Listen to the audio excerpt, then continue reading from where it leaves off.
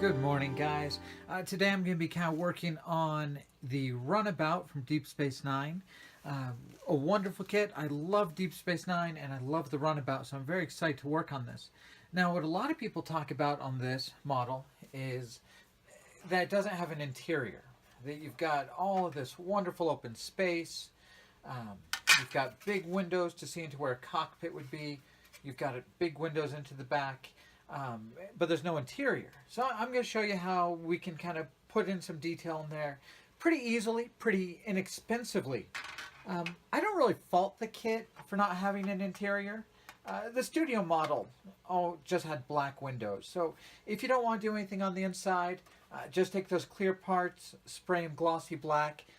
Yours will look just like the studio model. So not that necessary to do it.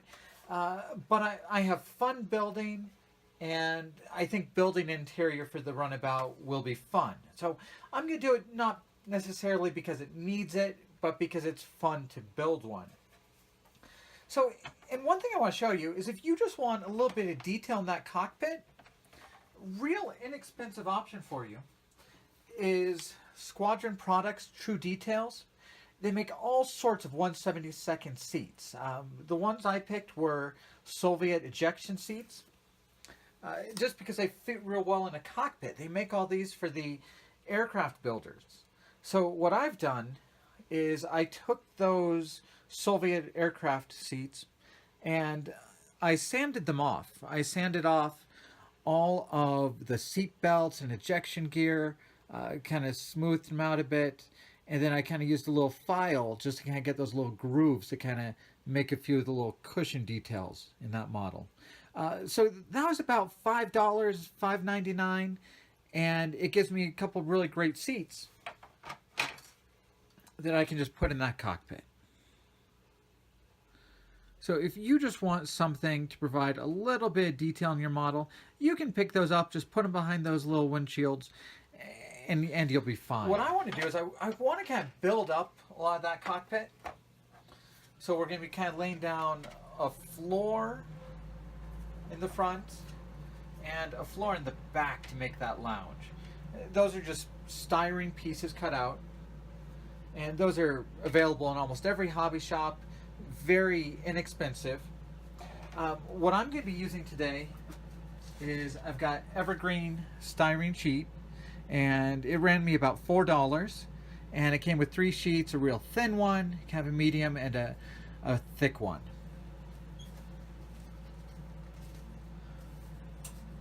I'm also going to be using some half round strips and a couple thicker strips here,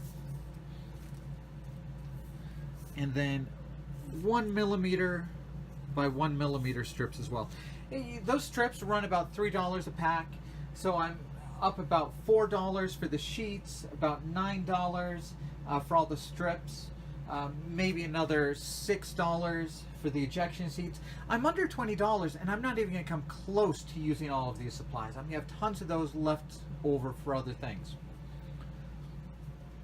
So I wanted to start off kind of in the back of the ship. So in that Next Generation episode, where you can kind of see it, there's a back wall with a doorway.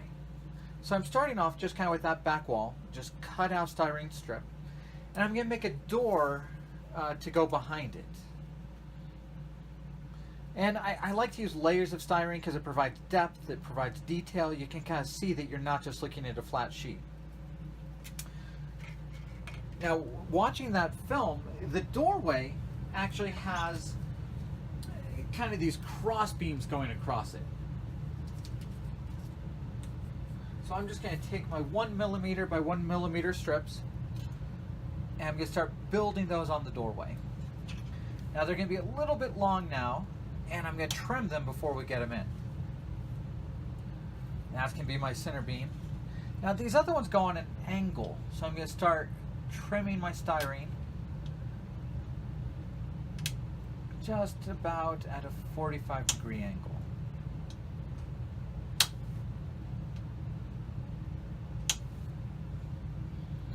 All right.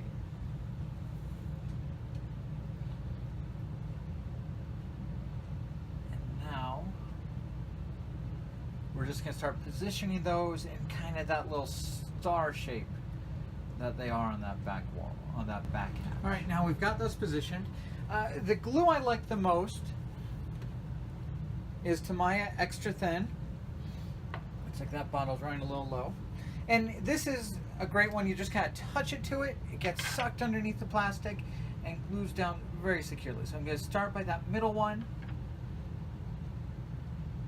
And I still have to trim it to fit my doorway. So I'm only gluing the middle right now. Now I'm going to position those star elements so they're as even as I can get them. And just put a little drop of glue underneath each one.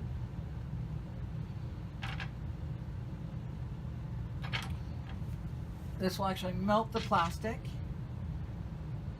Just touch them together there. And it'll look like it was all one piece.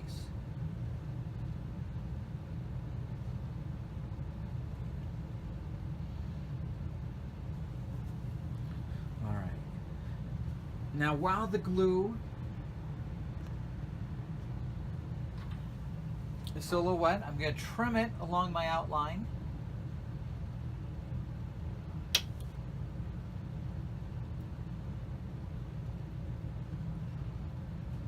Because I just glued the middle, these end pieces are going to come off nice and easily.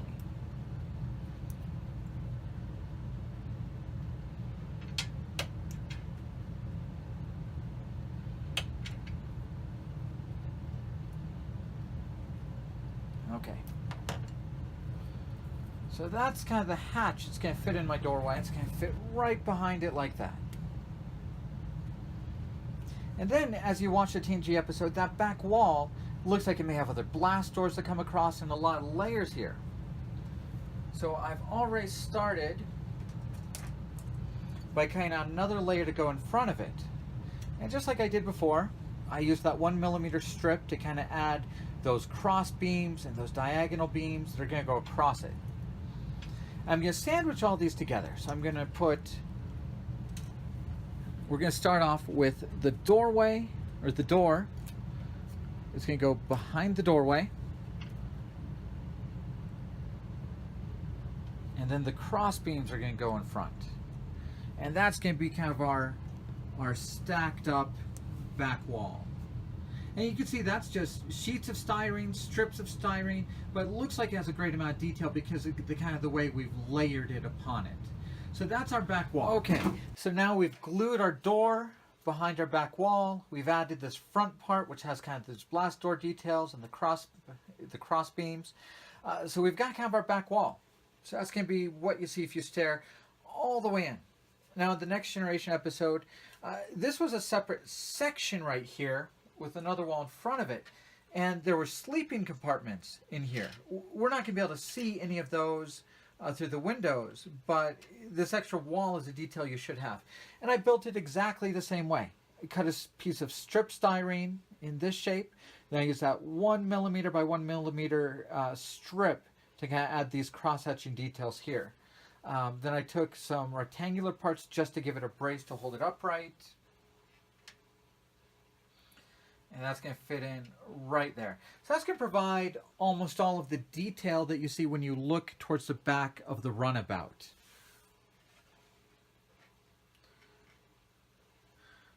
Of course, what we saw in that Next Generation episode is this main section was a little bit like a conference room.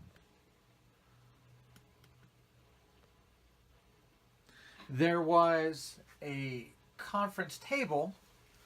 And that's probably the easiest thing to scratch build, is rectangular styrene, a couple legs sticking down on the bottom.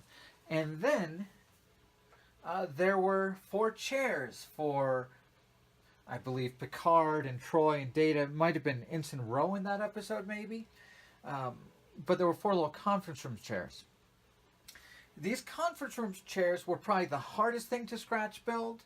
I'm sure there's probably some site out there that has 1/72 office chairs. I couldn't find it. So I decided I would have to try and kind of scratch build them myself. And that's what we're going to look at doing next. To build these chairs, I used my strip styrene and my half-round styrene. And that's really all I used. I don't want to spend too much and get too elaborate. I measured out my own office chair and kind of used that 1/72 scale to figure out how tall they should be.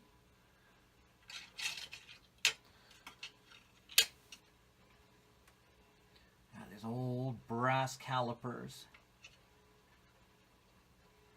And I'm just going to, when you scratch build, just think about the shapes that you're doing.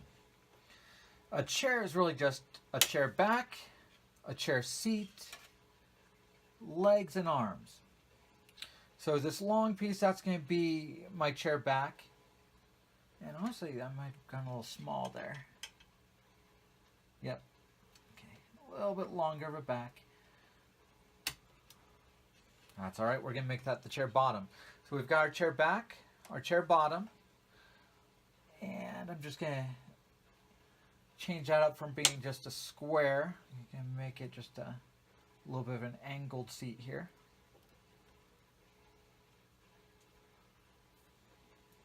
All right. So now we've got to make this look a bit more like an actual chair back. So I'm going to clip it up here, make it a little round.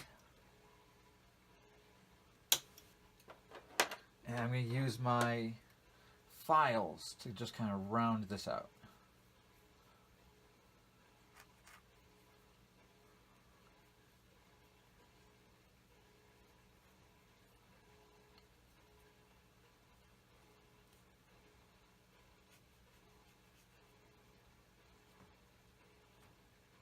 I find this nerve-wracking. It's like shaving your sideburns. It's hard to get them symmetrical, and I end up curving one more than the other and then having to go back to the other side. But you just want to kind of round it out. And then, just add a little bit of detail, we're going to separate that rest a little bit. So I'm going to come in with another jeweler's file and just start filing it in from the outside. Provide a little separation there.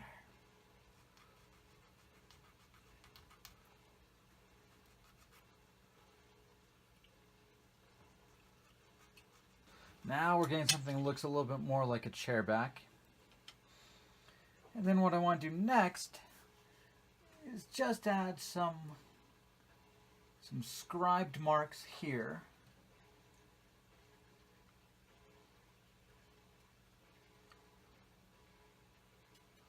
Without going through the styrene, just to kind of denote some upholstery lines where the upholstery is sold or sewn together. I'll go in with another file and actually make those a little deeper. But we're starting to get a chair back. Now what I want to do next is those chair backs and headrests are actually a little bit raised in the episode. So I'm going to take a little bit of this half round.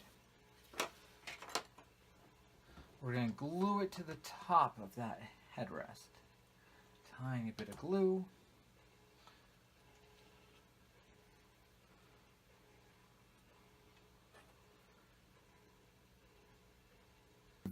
Glued on that half round to it. We're going to let that dry for just a minute. While we're doing that, down here for the base, we can start working on that a little bit. We're just going to need a little bit more of our round. File it a little bit so that we've got a nice square surface. Same thing here, kind of make this symmetrical and curved and rounded.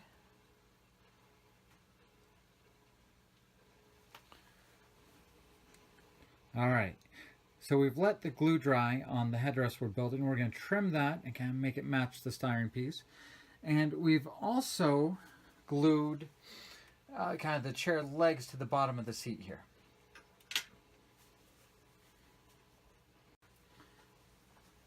Just going to use our X-Acto knife to kind of trim off the excess part of that half round rod.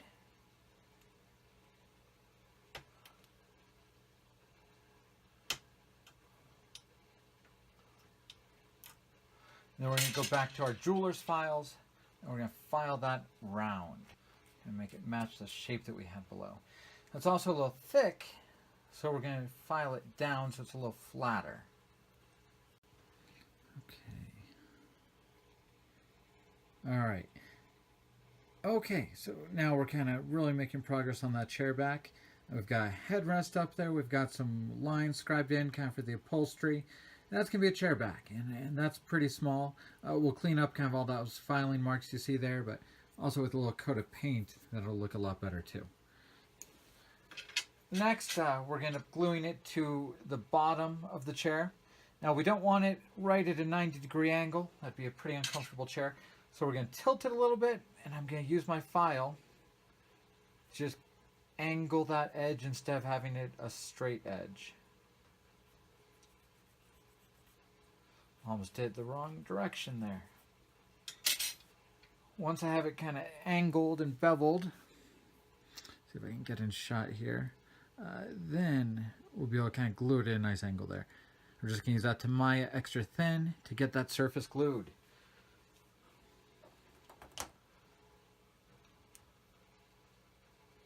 A little bit right on the bottom.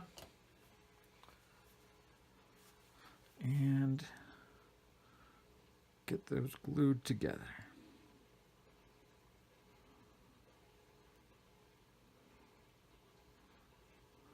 Okay.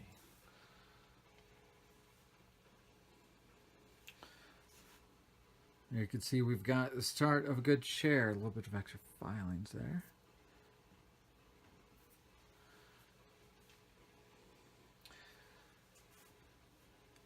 And here's one I've kind of completed. So you can see, I actually like the upholstery lines I did on that one a little bit better. The next thing I did is I just took quarter round rod that we used for the base, and I cut it down the middle to make kind of quarter round. And that's what I glued to the sides for the arms. And there we go. Hope that wasn't a terrible video watching somebody make a tiny chair out of styrene. Do that 4 or 5 times, and now you'll have kind of some chairs for your Runabout conference room. All right, and that's what we're going to do to flesh out the back of the Runabout. All right, now that we've got the back of the Runabout sorted, we're going to look at the front. And as I mentioned, I've got kind of these chairs originally made for an aircraft made by True Details. I've kind of laid them behind a computer console here. Now, in early seasons, there was a transporter pad right behind them. I thought that'd be a little hard to kind of see. And in later seasons, they have a computer console. Kind of a standing station that you'd have behind. So I kind of worked that out for my next piece. Then a real simple archway. As you kind of look down the ship, there's a lot of archways and things to kind of walk through. And then in the back, I decided to have the door to the rest of the Runabout closed. And I built this up just like I did the one in the back.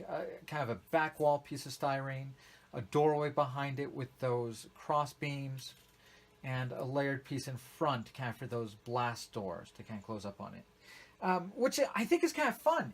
On the Runabout, it's also supposed to be interchangeable. So I think those extra blast doors close the front off from the middle, from the back, and they can take entire sections of the Runabout off.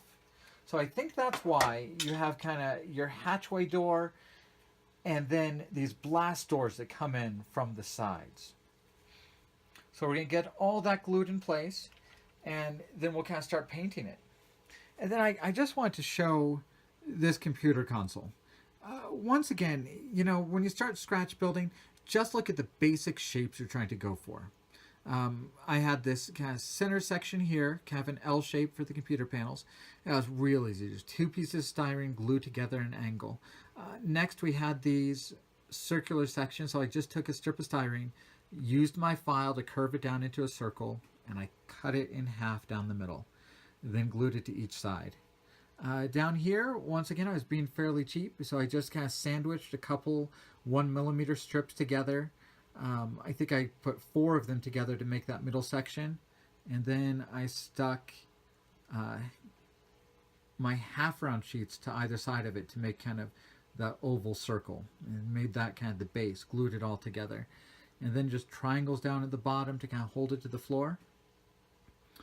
And then this front part, I just took my thinnest piece of styrene, wrapped it around and glued it. Then I just used a file and an X-Acto to kind of cut it off.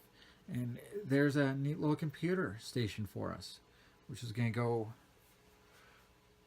right behind it. So now that we've got chairs, computer consoles, doorways, archways, a conference room table, and chairs, it'll be time to paint it and see how it looks. All right, here we are. We have put down the paint colors. I kind of blue floor, gray walls. I kind of wet sanded these beams to kind of get them to show up a little bit more.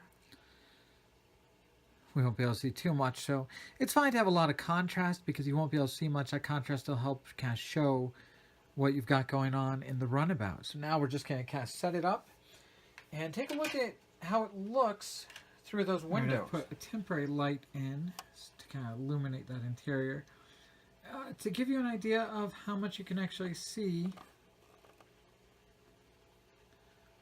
when you kind of look in the back. So you can see the table, you can see that hatchway.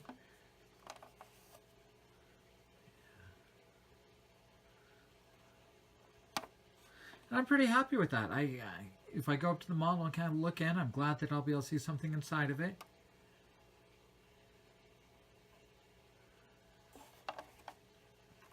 Now let's see if we can take a look at the front.